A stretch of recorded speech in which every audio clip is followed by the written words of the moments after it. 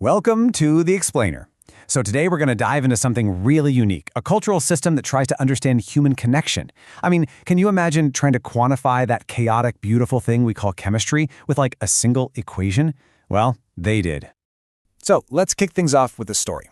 And this one, it honestly feels like it's been ripped right out of some ancient noble gossip scrolls. It's all about two really fascinating people. That's how people talk about the relationship between Papikialala and Jarwawano, the fifth cousins, part of this culture called the Arreqqana.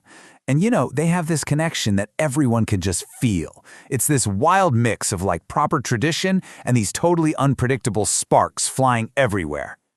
So the big question is, can you actually calculate something like that? And in their world, the answer is a pretty stunning yes.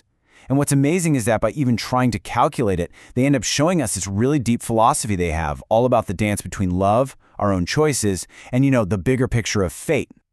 All right, so let's get right into it. We're going to look at the actual tool they use to map all this stuff out. It's called the Arreqqana-Compatibility Equation. Okay, wow. So at first glance, this looks intense, right? Super complex.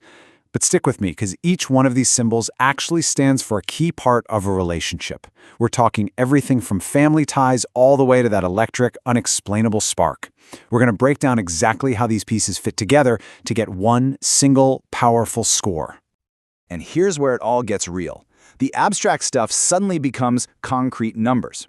We can see Pepe and Giroux's connection, but like quantified. Look at this. Their dialect harmony and social balance are a perfect 1.0. That means they just fit. They move in the same circles totally effortlessly. And their flame synergy, that raw magnetic pull, is a sizzling 0.95.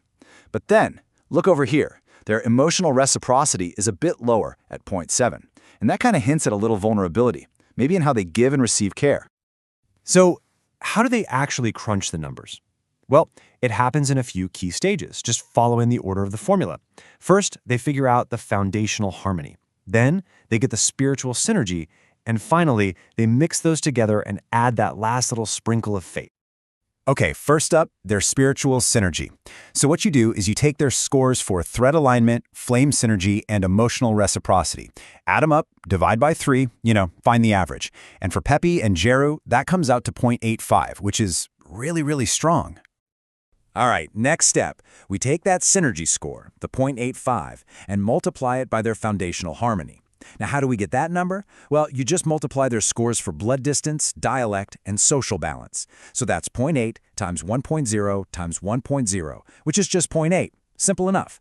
So you take that 0.8, multiply it by their synergy of 0.85, and bam, you get 0.68.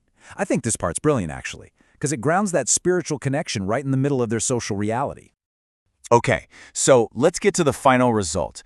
This is where it all comes together to reveal something that's way more than just a number. It's a whole story about their potential future. And for the grand finale, we add the most mysterious piece of the puzzle, the lunar blessing. This is basically a factor for fate, for all those weird coincidences that just seem to pull two people together. And with a pretty strong fate score of 0.5, Pepe and Jaru land at a final core compatibility score of 1.18. So you might be asking, what does 1.18 even mean? And that's the whole point. On their scale of resonance, this score puts them squarely in the sacred alignment tier. And that is a big deal. It's a title they save only for the most profound, most promising connections. I mean, think about it. Their score puts them in the highest, most respected category of harmony you can get. People say a bond like this vibrates right on the edge between destiny and free will. It's a connection with just profound significance. They are right on the verge of what they call the twin thread phenomenon, which is this legendary once-in-a-generation kind of thing. But this makes you wonder, right? What kind of culture even comes up with a formula like this?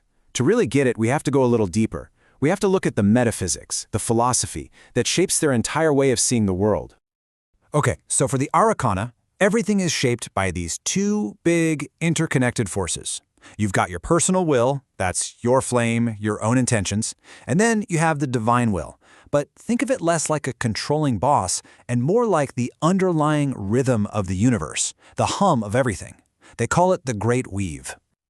So this means that for them, when you want to create something in your life, it's not about brute force. It's not about imposing your will on the world. It's about what they call harmonic creation. The idea is to find a frequency, a pattern that already exists out there, and then align yourself with it. It's honestly less like building a house from scratch and more like tuning a radio until you find that perfect, clear station that's already broadcasting.